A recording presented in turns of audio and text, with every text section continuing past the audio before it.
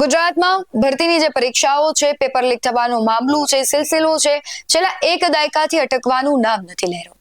વર્ષ 2014 થી માંડીને વર્ષ 2024 સુધીના 10 વર્ષના સમયગાળામાં નાની મોટી જે પરીક્ષાઓ છે, સ્પર્ધાત્મક પરીક્ષાઓ હોય કે ભરતીઓ હોય, તેમાં કુલ 34 પેપર લીક થયા છે. અને આ જોતા રાજ્યના લાખો બેરોજગાર યુવાનોના ભવિષ્ય સામે પ્રશ્નાર્થ ચિહ્ન ખડું થાય છે. અને સૌથી મહત્વની વાત એ છે કે દિલ્હીમાં ઝેનઝીના આંદોલનને પગલે કેન્દ્ર સરકારે કડક કાયદો ઘડવા તૈયારી તો દર્શાવી છે, પણ ગુજરાતમાં તો કાયદો પણ ઘડાયો છે, પણ કાગળનો વાઘ બની રહ્યો છે.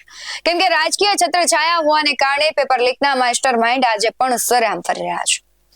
તાજેતરમાં આપણે જોયું કે જંતર મંતર ખાતે નીટ પેપર મામલે જે પ્રોટેસ્ટ થયું, ધર્મેન્દ્ર પ્રધાન છે તેમણે રાજીનામું ધરવું પડ્યું, પણ આ સિલસિલો ગુજરાતમાં ક્યારે રોકાશે તે સૌથી મોટો સવાલ છે. હજુ ત્યાં આ બધી પ્રક્રિયાઓ થઈ રહી છે, કાયદાઓ ઘડાઈ રહ્યા છે, નિયમો કડક બની રહ્યા છે. એ બધાની વચ્ચે ગુજરાતમાંથી ફરી એક પેપર લીકના સમાચાર સામે આવ્યા છે. નમસ્કાર, ગુજરાત BS9 ટીવી ન્યૂઝમાં આપની સાથે હું છું ભગવતી વિશાવડિયા. જે ઝેનઝીને તમે કદાચ ઇન્સ્ટાગ્રામ પૂરતા સીમિત રાખ્યા હતા, તેની તાકાત આખા દેશે જોઈ છે કે માત્ર ઇન્સ્ટાગ્રામ પૂરતા નથી, અને ઇન્સ્ટાગ્રામ માટે તમે જો એને ઓળખો છો તો એની તાકાત એમણે બતાવી દીધી છે કે ઇન્સ્ટાગ્રામના માધ્યમથી પણ તેઓ કેટલી મોટી લડત ચલાવી શકે છે અને પોતાના હક માટે તે મેદાને ઉતર્યા પછી શું કરી શક્યા છે. આ વાત હતી દિલ્હીના જંતર મંતરની, કારણ કે નીટનું પેપર લીક થયું, પ્રોટેસ્ટ થયા, ધર્મેન્દ્ર પ્રધાને રાજીનામું આપ્યું, પણ ગુજરાતમાં સિલસિલો કેમ નથી રોકાતો? ગુજરાતની પ્રખ્યાત આયુર્વેદ યુનિવર્સિટી પણ પેપર લીકના શંકાના ઘેરામાં અને વિવાદોમાં આવી છે. જામનગરની ગુજરાત આયુર્વેદ યુનિવર્સિટીમાં BMSના શલ્યતંત્ર 1 વિષયની પરીક્ષા છે, તે પહેલા જ વોટ્સએપ પર જરૂરી વિગતો વાયરલ થવાના આરોપે ખળભળાટ મચાવ્યો છે.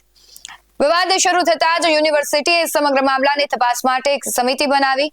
દાવો છે કે સોશિયલ મીડિયા પર વાયરલ થયેલી બાબતો અને પરીક્ષામાં પૂછવામાં આવેલા સવાલોમાં ઘણી સમાનતા છે. આ જ કારણ છે કે પેપર લીકની શંકા ઘેરી બની થઈ રહી છે. 20 જુલાઈ યોજાયેલી BMSના ત્રીજા પ્રોફેશનલ વર્ષ MS શલ્યતંત્ર 1 વિષયની પરીક્ષા પહેલા જ વોટ્સએપ પર તેનાથી જોડાયેલા કેટલાક સવાલો વાયરલ થઈ ગયા હતા. એટલું જ નહીં, પરીક્ષામાં કુલ 12 માંથી 11 સવાલો તેમાંથી પૂછાયા હોવાની ચર્ચાએ સમગ્ર મામલાને વધુ ગંભીર બનાવ્યો.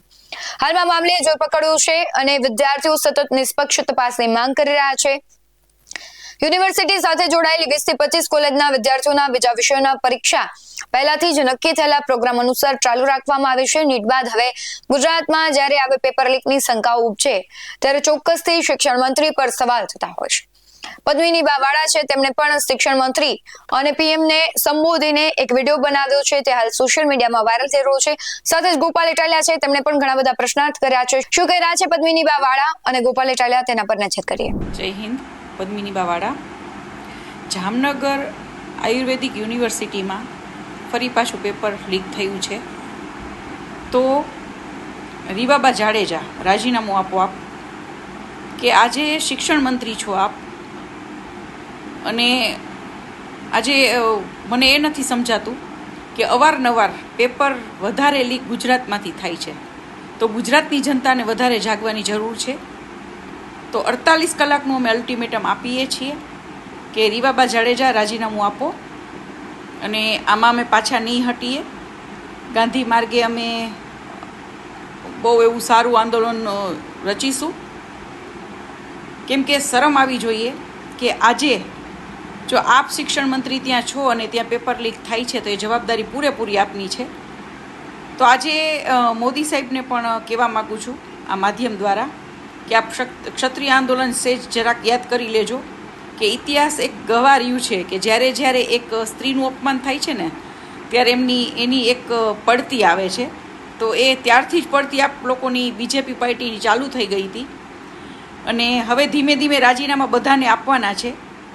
તો ખાસ રીવાબા જાડેજા રાજીનામું આપો, નહીંતર અમારે જે પણ કરવું પડશે, જે રીતે ગાંધી માર્ગે અમે સારી એવી રીતે આંદોલન જોરદાર આપીશું. જય માતાજી. મિત્રો, વડાપ્રધાનશ્રીએ એવું કીધું કે કાયદા ખૂબ કડક કરવામાં આવશે, ફાસ્ટ ટ્રેક કોર્ટ બનાવવામાં આવશે, અને બીજું ઘણું બધું જેલની પાછળ મોકલી દેવામાં આવશે. પણ વડાપ્રધાન સાહેબની વાતની કોઈ અસર ગુજરાતમાં પડી નથી. હજુ તો હમણાં ધર્મેન્દ્ર પ્રધાને રાજીનામું આપ્યું, વડાપ્રધાન સાહેબે આખા દેશને આશ્વાસન આપ્યું કે કડક પગલાં લેવામાં આવશે, અને ત્યાં જ ગુજરાત રાજ્યની આયુર્વેદ યુનિવર્સિટી દ્વારા જે પરીક્ષા લેવામાં આવી એમાં શલ્યતંત્ર ભાગ 1નું પેપર ફૂટી ગયું, લીક થઈ ગયું.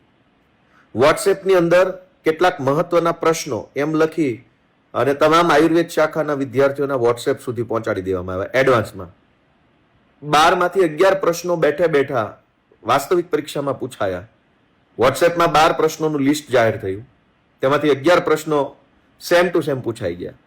એનો અર્થ એ થયો કે પેપર લીક કરવાની આ નવી પદ્ધતિ છે કે ઓરિજિનલ પેપર લીક નહીં કરવાનું, પણ ઓરિજિનલ પેપરમાં જે કાંઈ પ્રશ્નો પૂછાવાના હોય એ પ્રશ્નોને આઈએમપી પ્રશ્ન તરીકે, ઇમ્પોર્ટન્ટ પ્રશ્ન તરીકે અગાઉથી મોકલી દેવાના.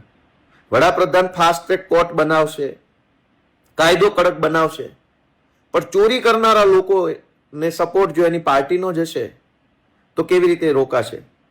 એટલે હજી પેપર લીક સામેની લડાઈ પૂરી થઈ હોય એવું હું માનતો નથી. ગુજરાતમાં પેપર લીક થયું છે, ગુજરાતના યુવાનો પણ જાગે અને કારકિર્દી યુવાનોની જે બગડી રહી છે એની સામે અવાજ ઉઠાવે તો અને તો જ આ પેપર લીકની ઘટનાઓ અટકશે એવું હું માનું છું.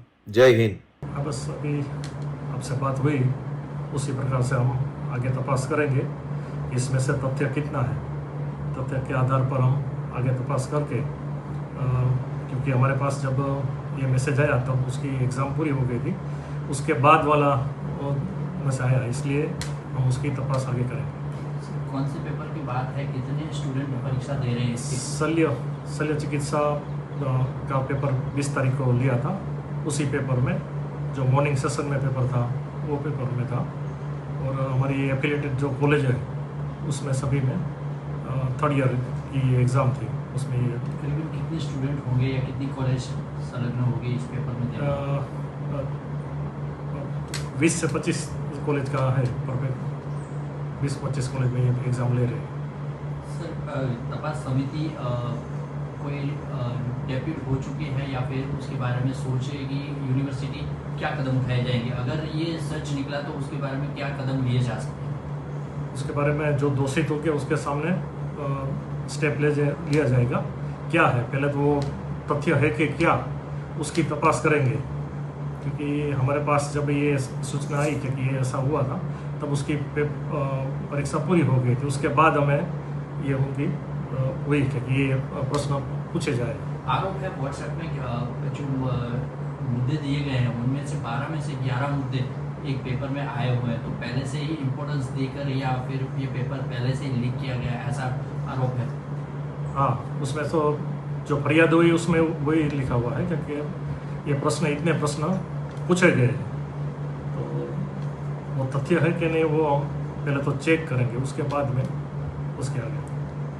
હવે તેમણે અલ્ટિમેટમ આપ્યું છે, પરંતુ ચોક્કસ સવાલ રીવાબા જાડેજા અને જવાબદાર લોકો પર થાય છે, કારણ કે શિક્ષણ મંત્રી છે અને તેમના જ શહેરમાં જ્યારે આવી ઘટનાઓ બને ત્યારે સ્વાભાવિક છે તેમના પર પ્રશ્ન થવા. પરંતુ આ એક પેપરની વાત નથી કરવી. ગુજરાતમાં અઢળક પેપર છે તે અત્યાર સુધીમાં લીક થઈ ગયા છે. હજારો કરોડો જે વિદ્યાર્થીઓ છે તેમનું ભવિષ્ય છે દાવ પર લાગી ગયું. અને આપણે તાજેતરમાં જો કે નીટનું પેપર જ્યારે લીક થયું ત્યારબાદ ફરી રીનીટ લેવાની તો ઘણા બધા એવા વિદ્યાર્થીઓ હતા કે તેમણે પરીક્ષા જ આપવાનું ટાળી દીધું. એટલે એક વ્યવસ્થા ઉપરથી વિદ્યાર્થીઓનો વિશ્વાસ છે તે જતો રહ્યો છે. અને જો આવું જ ભવિષ્યમાં થતું રહેશે તો એક એવો સમય આવશે કે જે સ્પર્ધાત્મક પરીક્ષાઓ લેવાય છે વિદ્યાર્થીઓ આપશે જ નહીં. ખબર જ છે પેપર લીક જ થવાનું છે, ખબર જ છે કે જાણીતા અને મળતિયાઓ છે તેમના જ દીકરા દીકરીઓની ભરતી થવાની છે, તો આપણે પેપર આપીને કામ શું છે? એટલે ઘણા બધા સવાલો છે.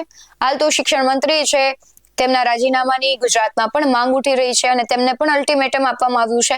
પરંતુ હવે જોવામાં એ રહ્યું કે આખી નિષ્પક્ષ તપાસ થાય છે કે કેમ, જવાબદાર લોકો છે તેના પર કાર્યવાહી થાય છે કે કેમ. તમારું શું માનવું છે કમેન્ટમાં જરૂરથી જણાવજો. બાકી આવા જ વધુ અહેવાલો સાથે ફરી મળતા રહીશું. તમે અમારી યુટ્યુબ ચેનલને સબસ્ક્રાઇબ કરવાનું અને ફેસબુક અને ઇન્સ્ટાગ્રામ પર ફોલો કરવાનું ભૂલશો નહીં. બાકી નવી અપડેટ્સ મેળવવા માટે આપ જોતા રહો BS9 ન્યૂઝ. નમસ્કાર.